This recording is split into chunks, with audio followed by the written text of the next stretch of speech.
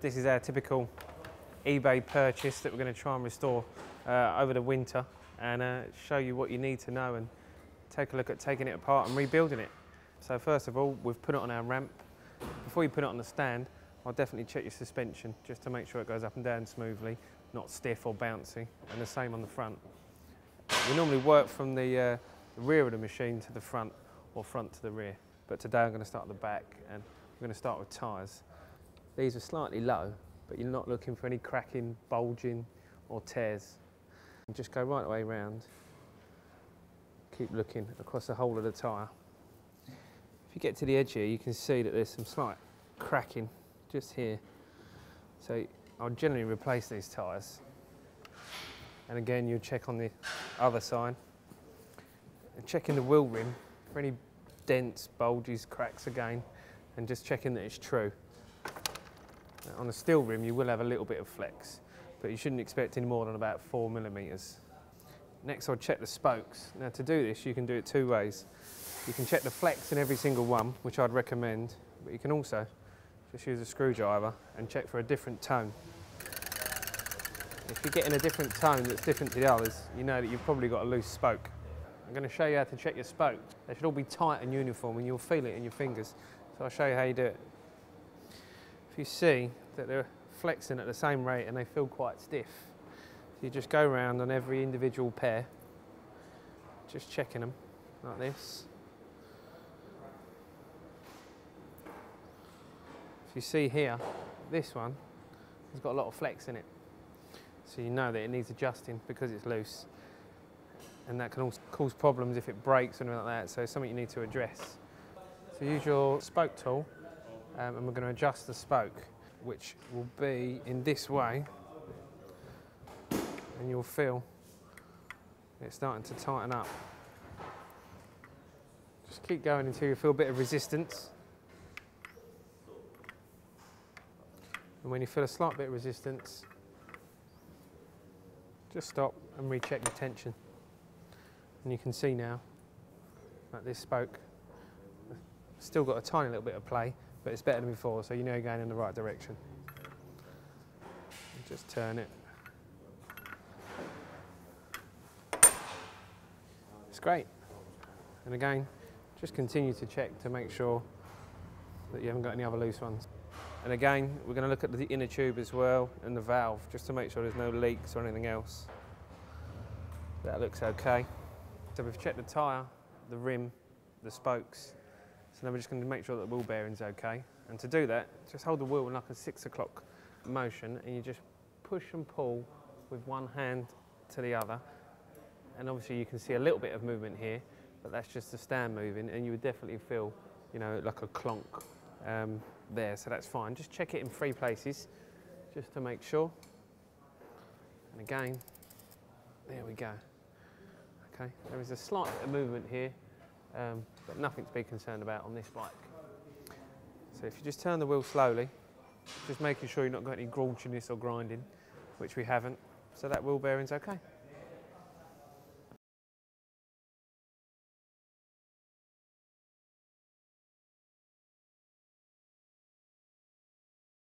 So we've checked the rear and now we've worked our way to the front of the vehicle. Again, it's pretty much similar to the check in the back. We're just going to look at the front tyre, again for any cracks or bulges, tears, anything like that. So we're just going to go through that. Just looking for any cracks in the sidewall, but this tyre looks quite good. And again on the other side, no problems there at all. Again, we're going to check the spokes like we did on the rear.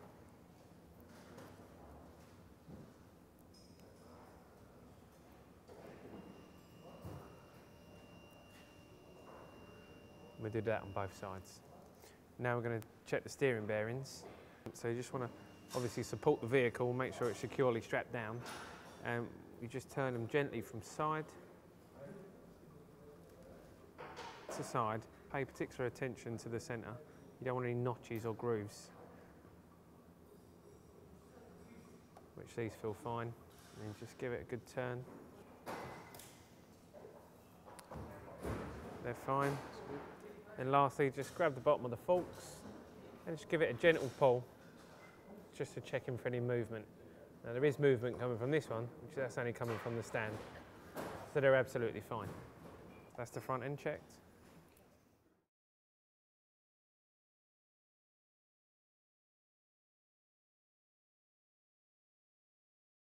So I'm going to show you how to adjust your drive belt and check the operation of it.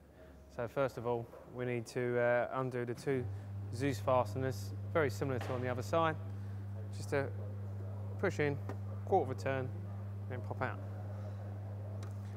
And the same on the other side. Just give the case a little wiggle and it'll come off. Pop that there, and this is our drive belt.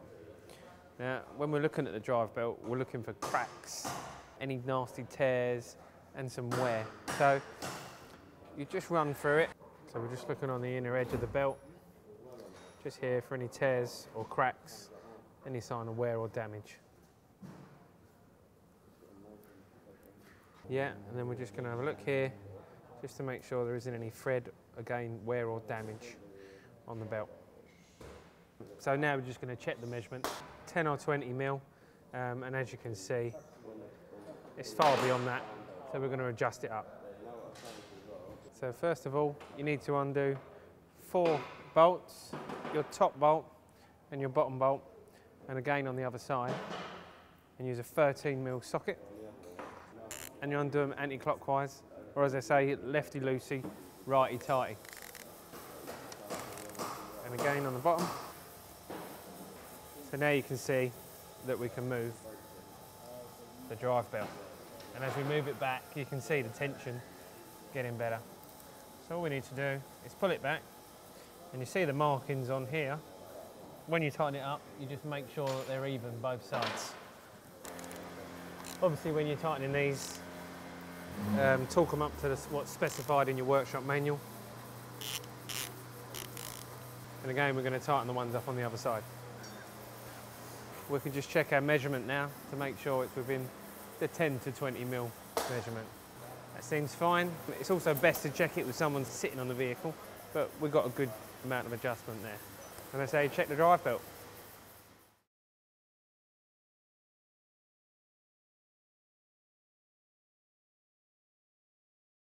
So we're going to take a quick look at the shock absorber.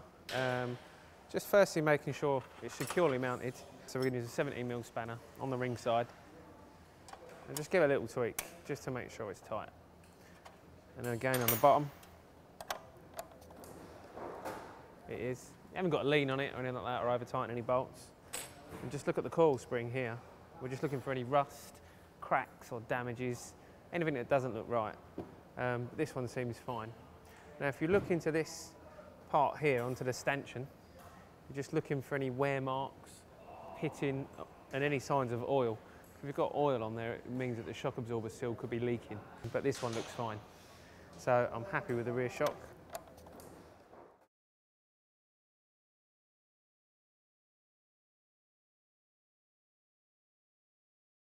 Next, we're just going to check the drive chain that actually links the pedals to the rear wheel, which is also a method that you use to start this moped.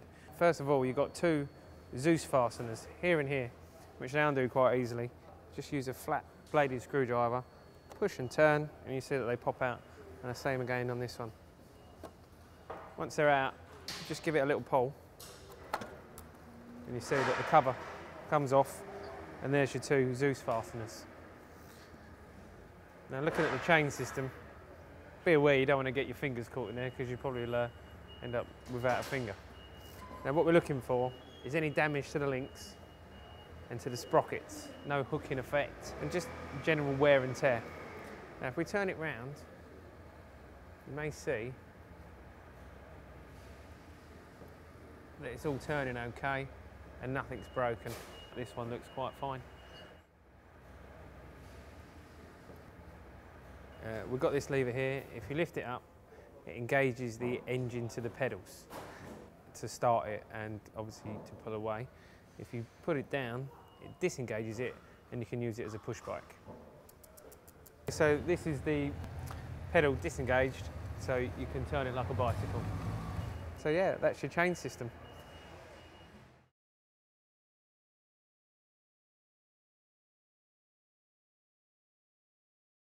So next we're going to do something a little bit more interesting than just checking tyres and adjusting a belt.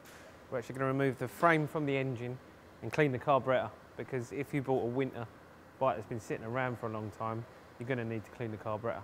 So I'm going to show you how you do it. So first of all, we're just going to take these covers off, disconnect the cables that link the engine to the frame, and I'll show you the process to do that.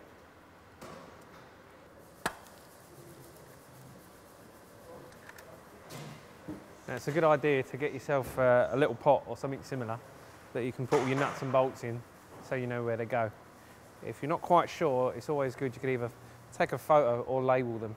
So this is what I do, I'll put them in a pot.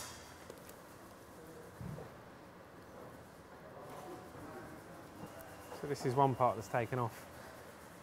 Any parts that you take off, always sort of try and put in an area where you're not going to tread on them or trip on them.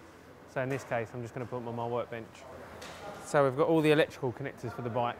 These will need to be disconnected to allow us to remove the frame. Pay attention because you may need to label these with masking tape. Okay, so that's them disconnected and out of the way. Next we're going to take the fuel line off, so ensure that your fuel tap is off. This is the off position.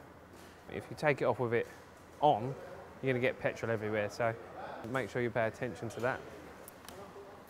Just going to get a pair of long nose pliers to just help pry off the fuel hose. So gently, just get the fuel pipe, move the clip forward, and it comes off. You will get a couple of drips of fuel out of there, but you don't want it pouring out. So, going to disconnect the throttle cable. It's just this little screw here. So if we undo this, and then I'll show you how to get it off. Anti-clockwise, just nip it. Don't take the screw all the way out because you'll probably drop it. You only need to undo it a few turns. And then if you just get a pair of long nose pliers, and pull the cable back through. And there we have it. This one's a little bit frayed, but we can trim that down, that's not a problem. Next, we're going to disconnect the decompressor cable. Okay, so if you just grab the cable here and just give it a small pull and then pull it down, it will release from the lever and then it just slots out like that, as you can see. And then we're just going to disconnect it at the bottom so that it's completely free. So we're going to remove the fuel tank now, which is two 10mm bolts on this side and on the other side.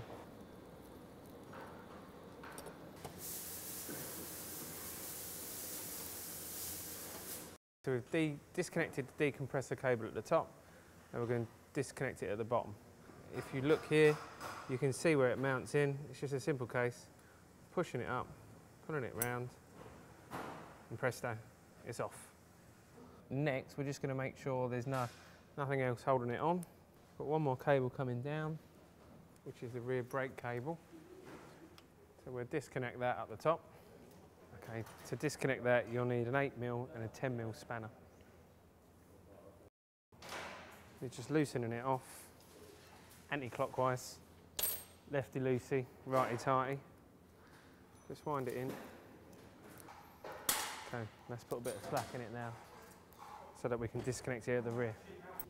Just grab it with a pair of pliers, push the arm forward, and the cable is released.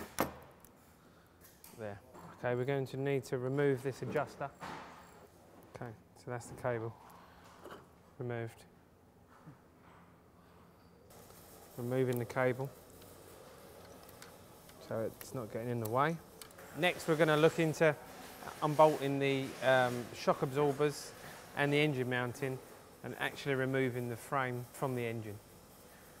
So make sure you secure the vehicle down, especially before you start to undo any suspension components, because it can become insecure and fall over. So just make sure you've got it strapped down. Firstly, we're going to remove the lower shock mounting, and the same on the other side, because you can see this is where it's linked to the engine. So we'll just undo this one and the one on the other side.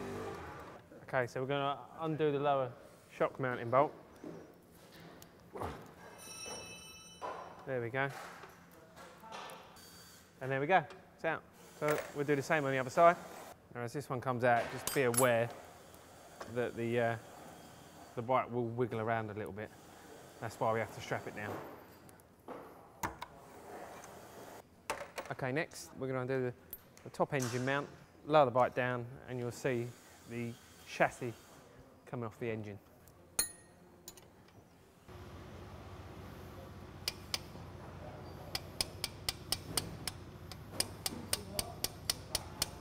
And when this bolt comes out, beware because the back will drop down a little bit, so your assistant will need to be ready. Okay, so it's out with its washer. Put it in your pot. Now before you start wandering around trying to get it off, just make sure your path is clear, that you're not going to trip or anything like that, and find a place to put your chassis. So lift it off.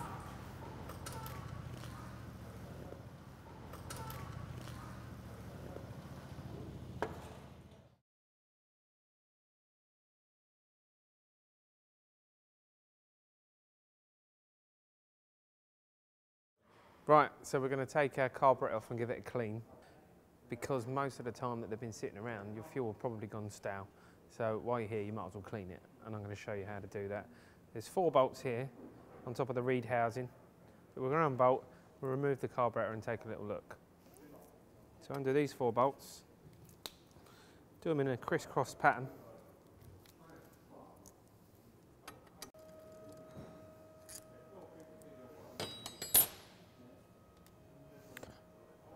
Lightly pull your tubes out. But one thing I should mention is that get a clean piece of tissue or rag just to put into the intake area, just to stop any foreign bodies or nasty stuff getting in there. So you just pop it in like that. This is where the airflow blows through. It's drawn through from the engine. So we're going to give this a good clean and just make sure that it's working correctly. To remove the float bowl of the carburetor, it's 2 Phillips head screws, and we're just going to remove them and have a look inside.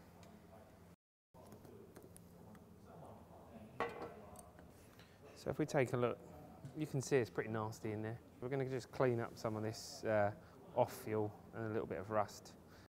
And also we're going to clean the jet out on the carburetor and just inspect the float needle. First of all, we'll just use some air tank cleaner or carburetor cleaner. And we'll just squirt it into the float bowl. I'm just going to pull this little pin out and lift out and remove the float needle. Be careful not to drop it or lose it.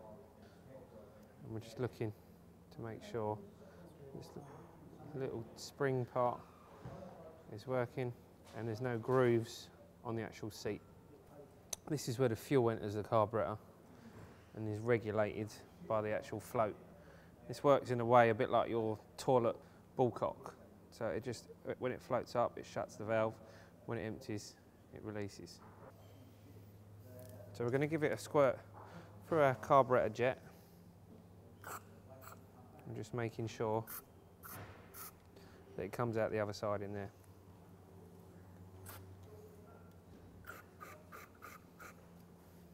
Okay, we'll just get some clean tissue to give it a wipe over.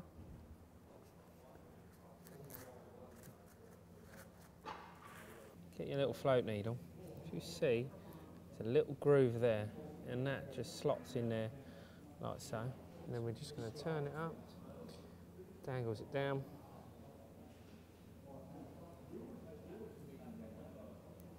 Just plop it in.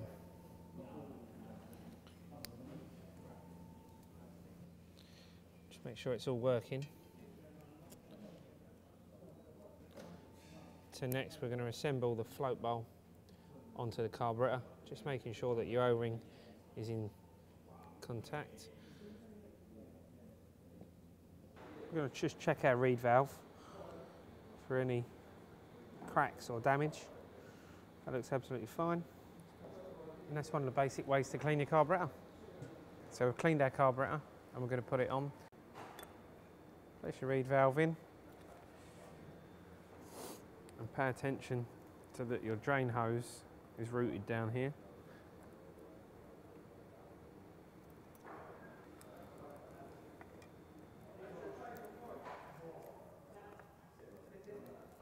And we're in position. Just taking note that this rubber part of the intake is sitting nice and square on the back of the airbox.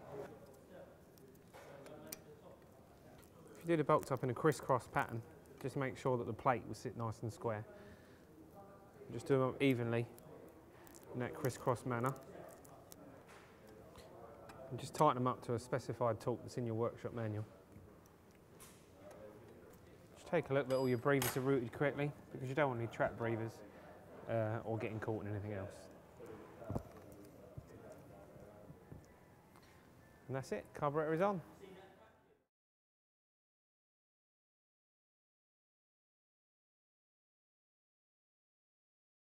So now we're going to remove the cylinder head, cylinder, and take a look at the piston. In order to do that, we need to remove the exhaust. There's two 10mm nuts here and here. We're going to undo them first that bolt onto the manifold.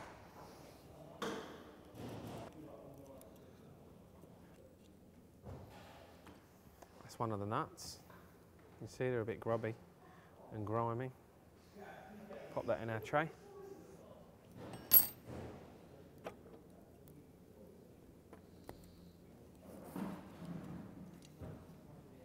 And that's the second nut. Just need to take this cover off to gain access to the other two bolts.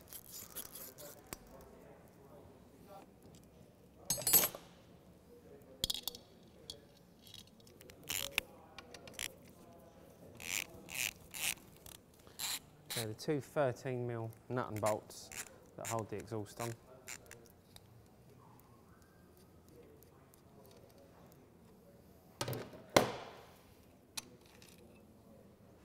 We've got some washers there as well, so just remember to put them on. That's one side, and we're going to do the same on the other side.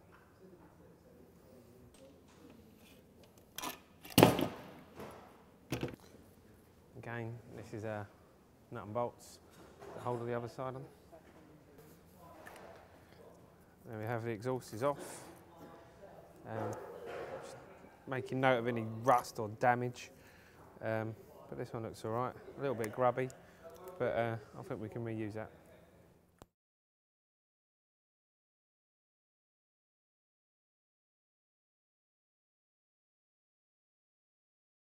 We're going to remove the spark plug.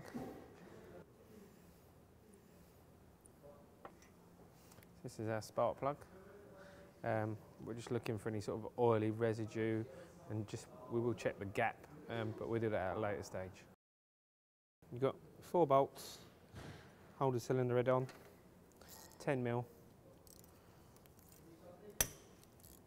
Undo them in a crisscross pattern.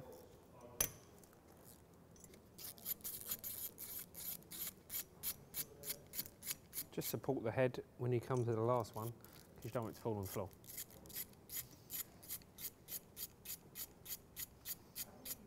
Okay, remove the bolts. 1, 2, 3, 4. That's your cylinder head.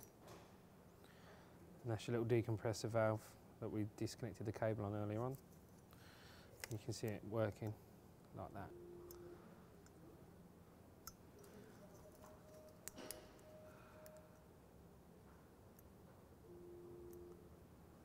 So this is our cylinder and cylinder head gasket. We're replacing that because you shouldn't really use them again. So we've got our cylinder head off. This is the crown of our piston. And I'll show you what it does when the engine's actually running. If you can see, it's going down to bottom dead centre. And as it turns around, it's going back up to top dead centre. And this is top dead centre right there. So as you can see, it's got all carbon on it, so we're going to give it a bit of a clean up as well.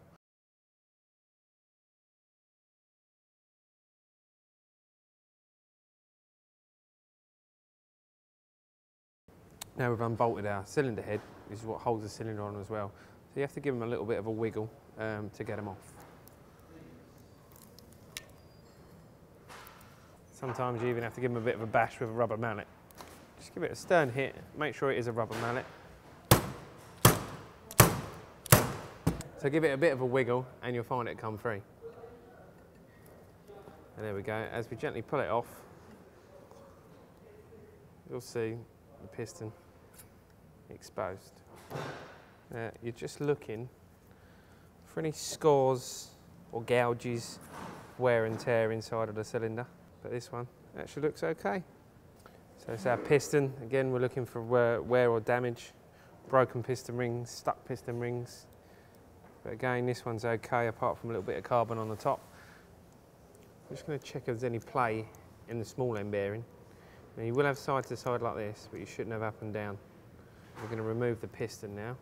It's good practice to put some clean rag or some clean tissue in here to stop any foreign bodies getting in. Just a small pick. And you'll see in here there is a little clip. Now you just need to pull that clip out. And be careful because they do ping. Okay, now you're going to have to remove the gudgeon pin. You should just be able to give it a light push.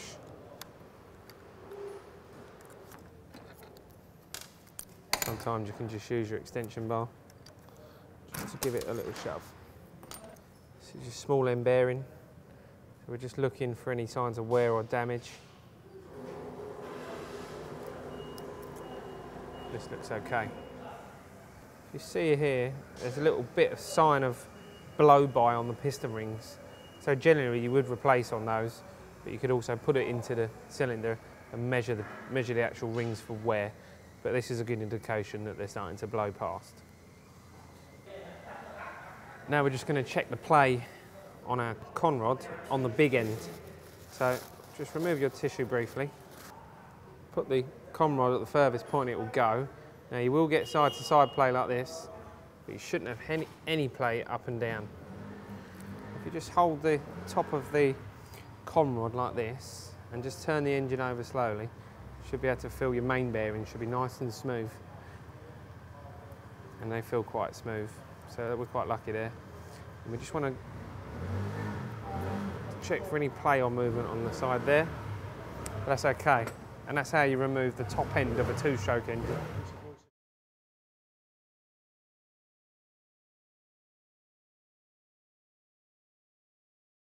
So we're going to remove the crankcases, remove the crank, and I'm going to show you how to do that. First of all, we need to remove the front variator and the belt. So I'm going to show you how to do that now.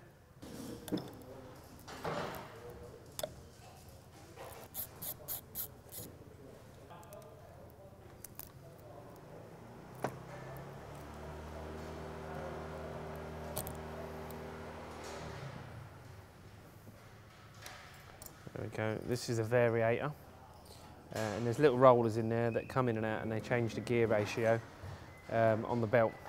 We're going to remove this nut, which I'm going to need an impact air gun to do that.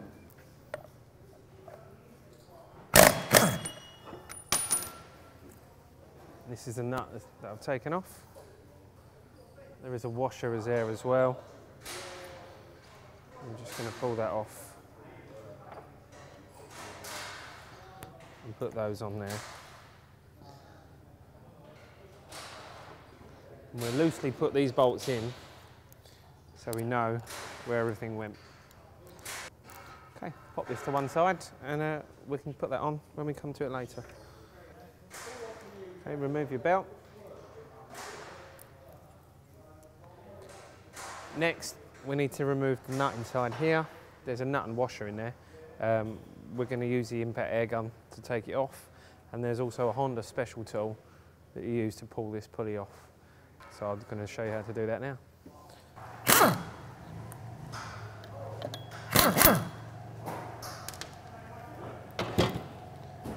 And there's the nut. And if you give this pulley a good pull, it comes off with your washer. Again, just put them in there so you know where they went and place it to one side. Now here, you need your Honda special tool to get this pulley off.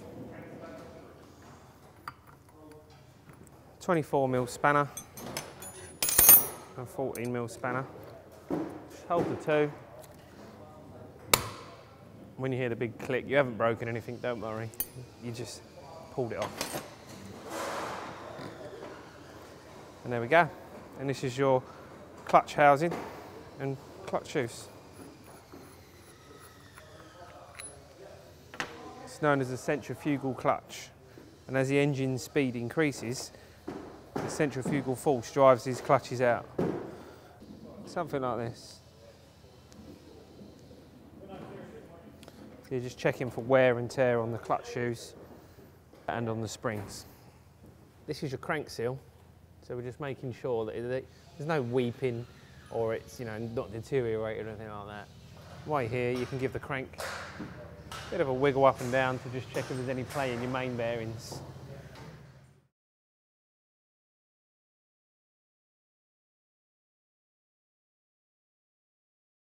So we're going to remove the flywheel. You can use an air gun, but you can also use the Honda special tool to hold it in. Now just slots in these grooves. A 14mm socket. Hold it in place and undo it.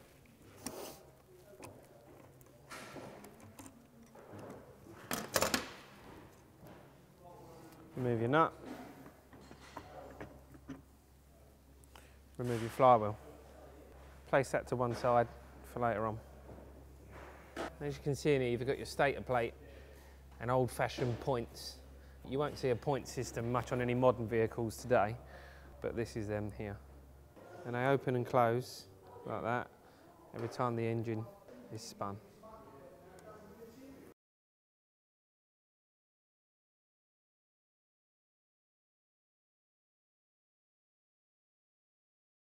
Okay, so we're going to remove the points cam, known as the contact breakers as well, but we need a puller for that. So this is our gear puller.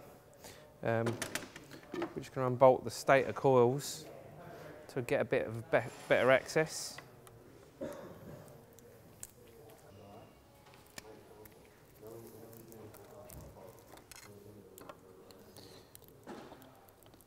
So we've got enough room to get our puller in.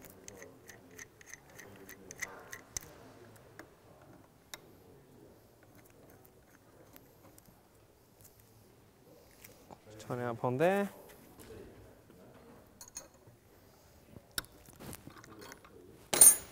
And there we have it.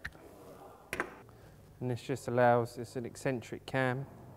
It just opens the points timing. This is the contact breaker cam. So it opens and closes the contact breakers to give the right ignition timing. Next we're going to remove the stator cover, which is two 8mm bolts.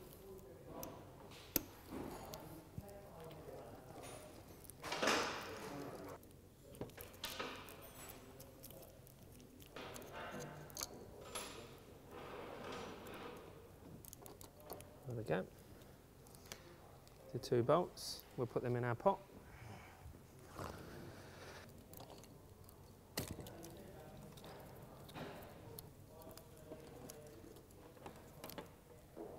That's our stator off. One thing to take note is, you see this little pad here, when we reassemble, you just have to put a bit of grease on it or some oil, and that helps just to lubricate the cam. It's just a little sponge.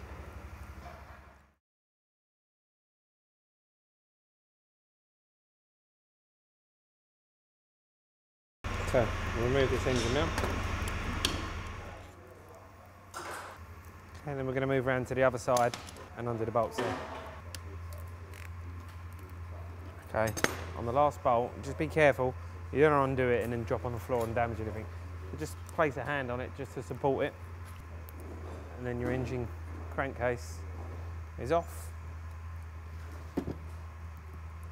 We've put it onto a nice clean piece of cardboard because you don't want any contaminants, grease, you know, all bits of old metal or stones in there. So I've put it on a nice clean piece of cardboard, and then we're going to disassemble it. We're going to remove the carburettor and the reed housing, and then we're going to undo the bolts on this side, there, there and there, and then we're going to split the crankcases. Okay, that is the carburettor and the reed valve off. We'll just place that over here. Next we're going to undo the crankcase bolts, which are these. 1, 2, 3, 4, 5, 6 bolts.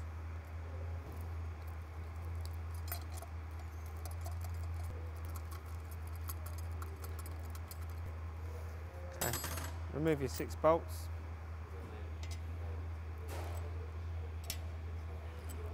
Six bolts are removed. And just make sure that you have removed all of your bolts. The crankcase is now ready to become split. Just need your rubber mallet. You can use a crankcase splitter, but to be fair, you know, you can just give it a good firm tap with a hammer.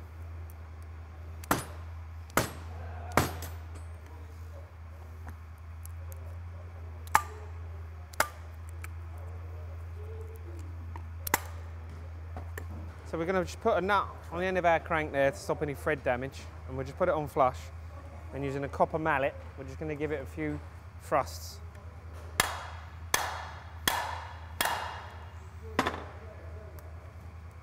Remove your nut.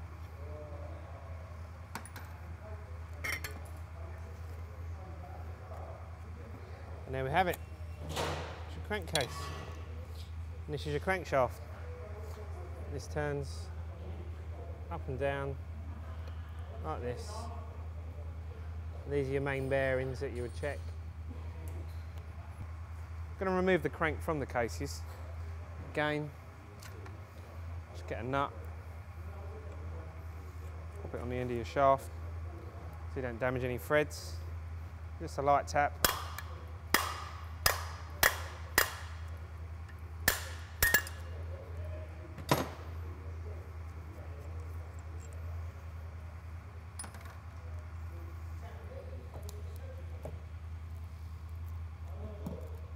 Have it.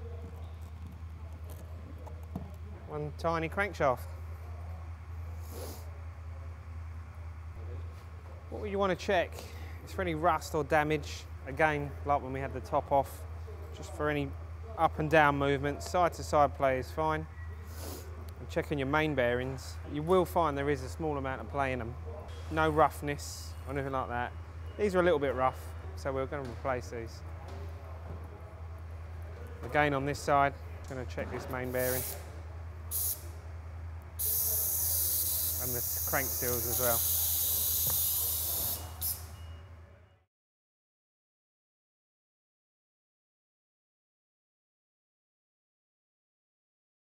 So now we've removed our crankshaft.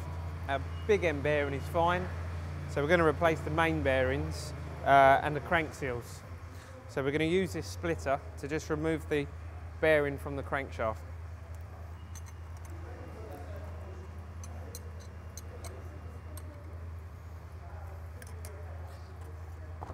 Just turning it evenly on both sides.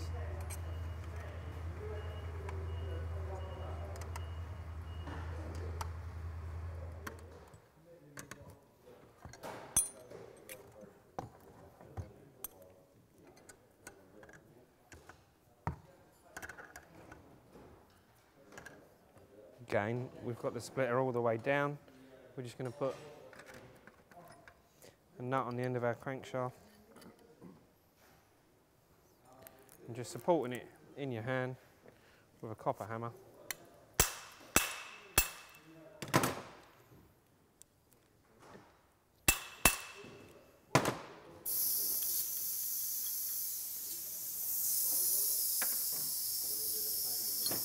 Remove the bearing.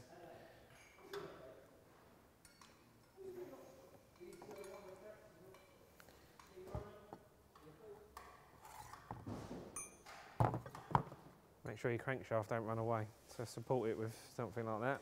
So we're going to just remove the bearing from this case and obviously from the crank seal as well. We'll gently pull this one out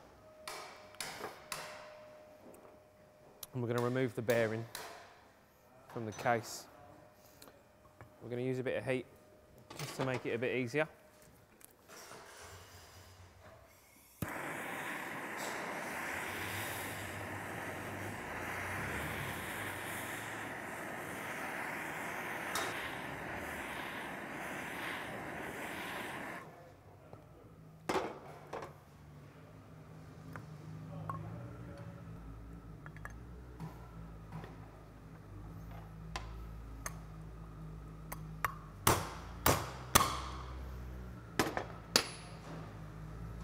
Okay, bearing is now out. going to give this a bit of a clean.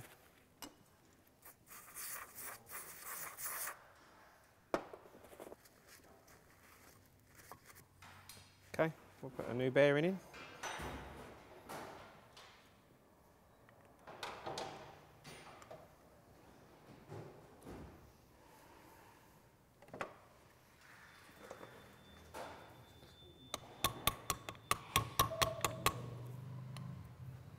I'm going to make sure the bearing goes in nice and square. We can see at the moment it's just starting to go this way. Just give a little tap on the edge. Okay, now it's seated.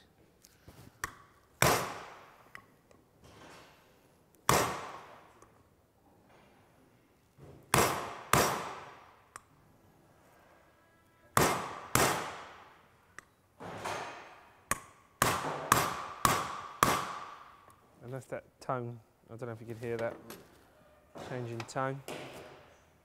Turn it round, put a new seal in.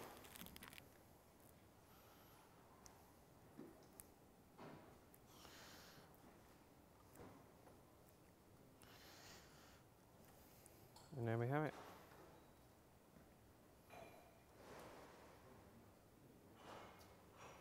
Okay, so we're going to assemble the crankcase halves.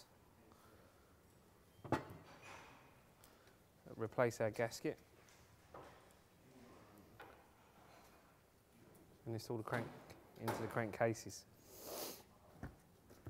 Now, one critical thing to remember is there's two sides to the crankshaft, so you don't want to put it in the wrong way around.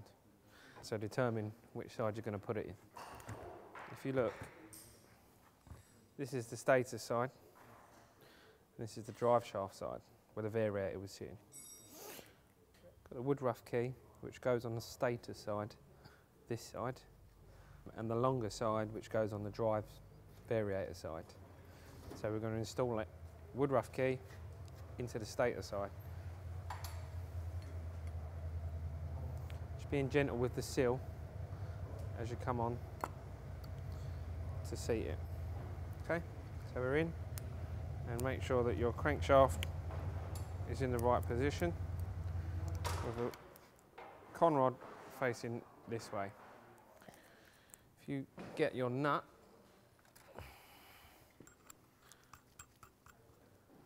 pop it onto your crankshaft,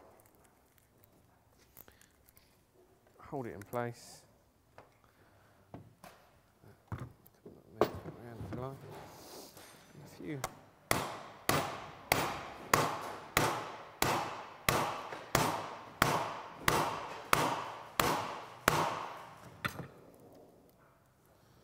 Start to go into place.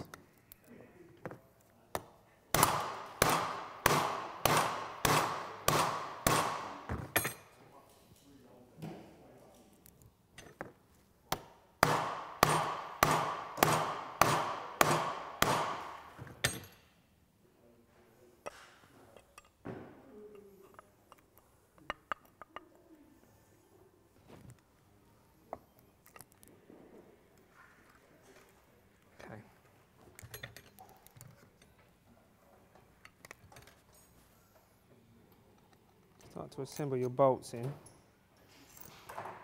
the right order.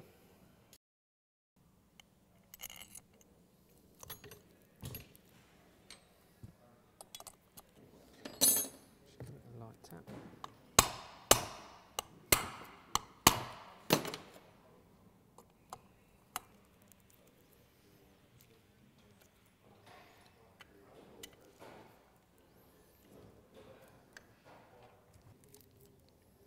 Doing them up in a crisscross fashion to pull the case in evenly.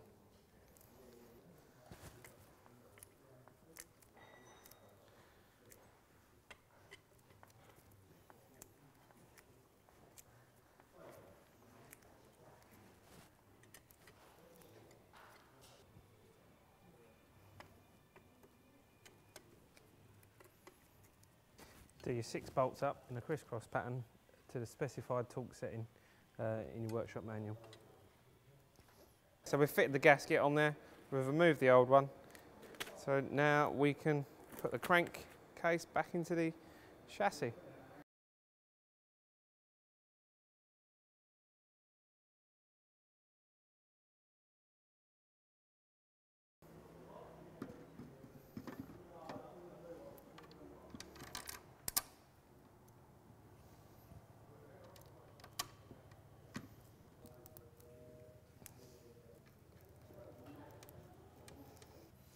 Okay, so we're going to tighten up our engine mount bolts.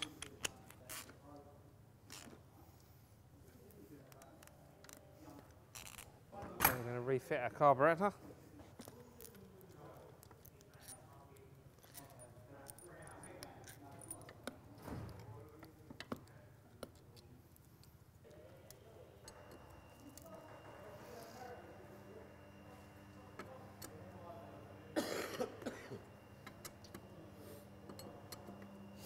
Now we're going to fit our piston. Now we would generally replace the piston rings, but we don't have them at this time. Always take note that there's an EX mark on there, which points to the exhaust.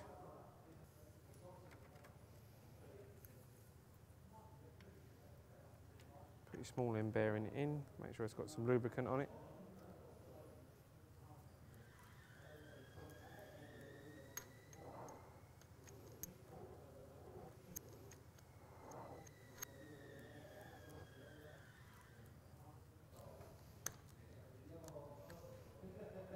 Replace a little clip with a new one.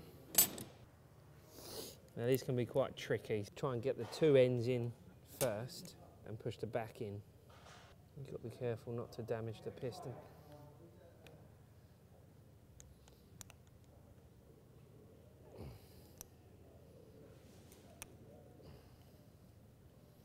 Just double check that it is in correctly, and it is. Next we're going to fit our cylinder.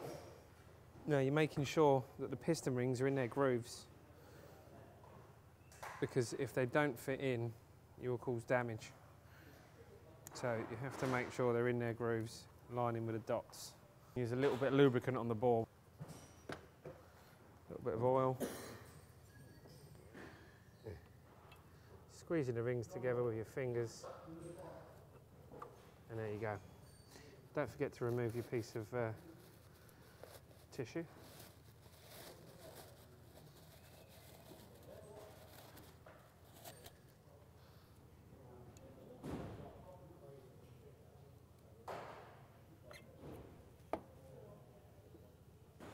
Okay, and a new head gasket. Just making sure it goes in the right place, like that.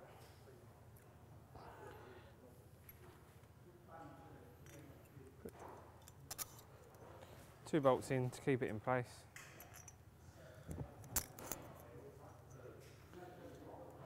And then slide it in. Excellent, should let that go now.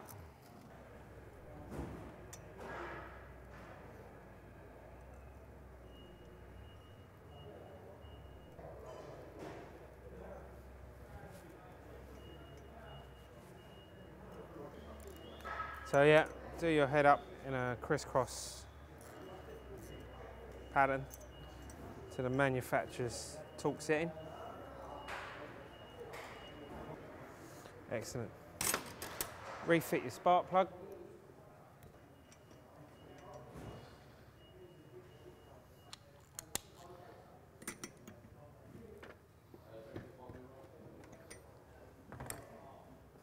And we're going to refit our stator.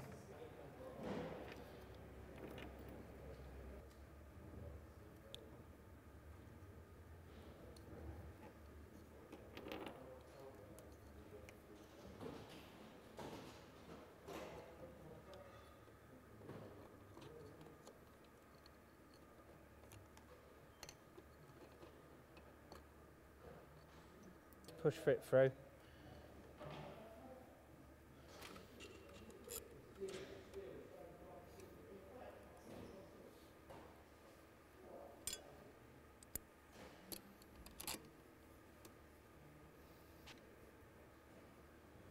We've got to refit our stator coils.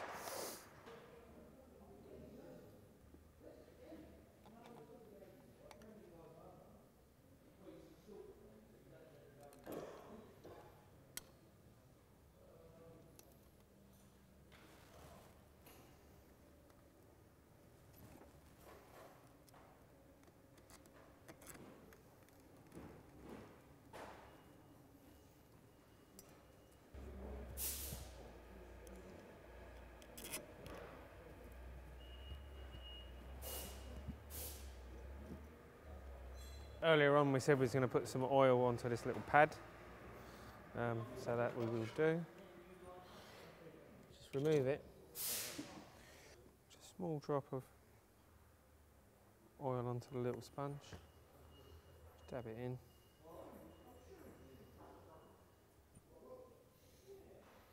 Just pop it back in. Then we get our contact breaker cam, making sure that the woodruff key is in line. Push fit then? It'll push fit on, and then once you put the flywheel on, it'll pull it all in. You notice on the little points, which line up with these 3 points on the actual rotor. We're going to line them up. Something like that. Bolt on.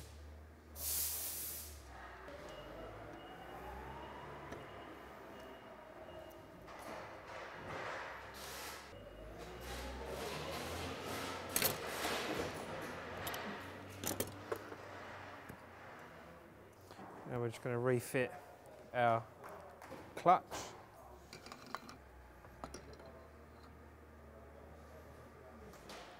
And the actual drive pulley.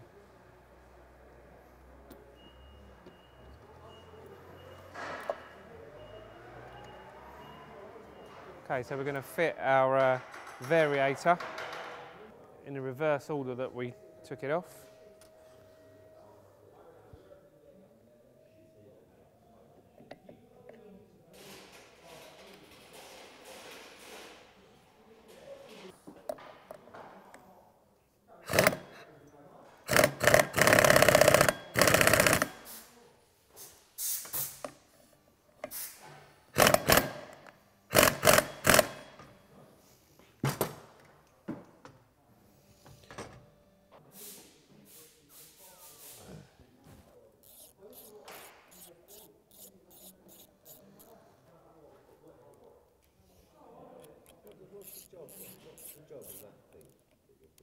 This is to stop the variator cover coming off, and it helps to keep the grease in for the rollers inside.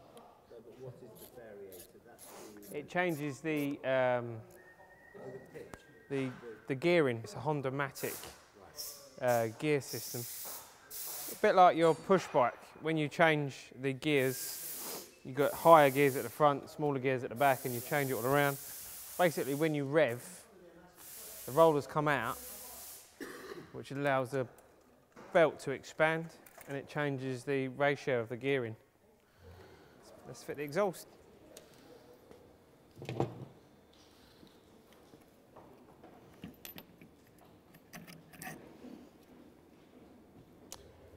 Sometimes you may need to replace the exhaust gasket, but this time it's fine.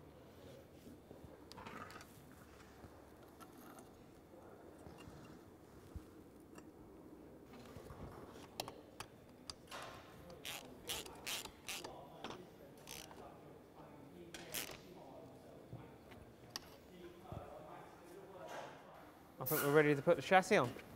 Okay. I just hold it. You just hold it there.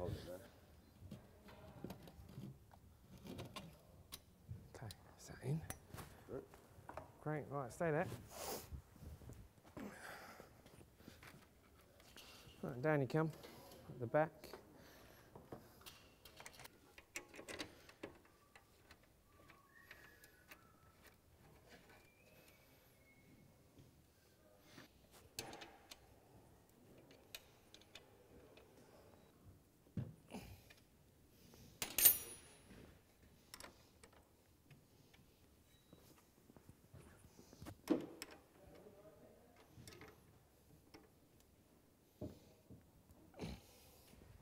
Okay, we're going to reattach our decompressor cable.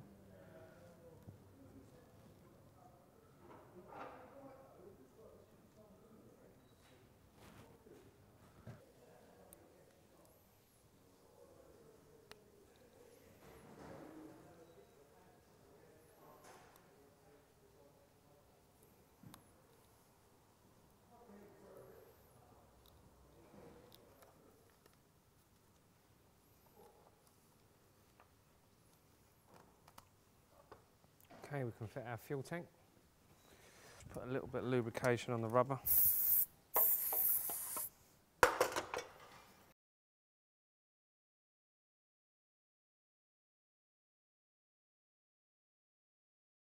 Okay, we just need to reroute our fuel pipe.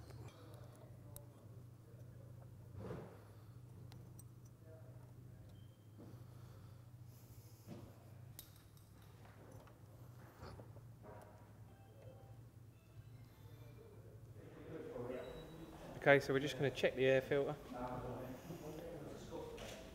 and just take a look for any dirt or damage.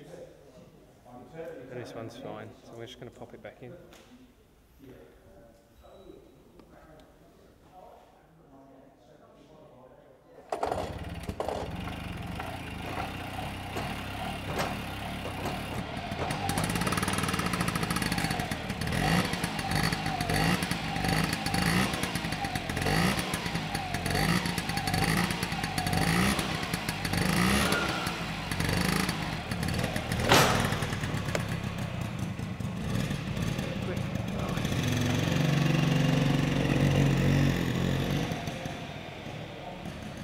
That was part one.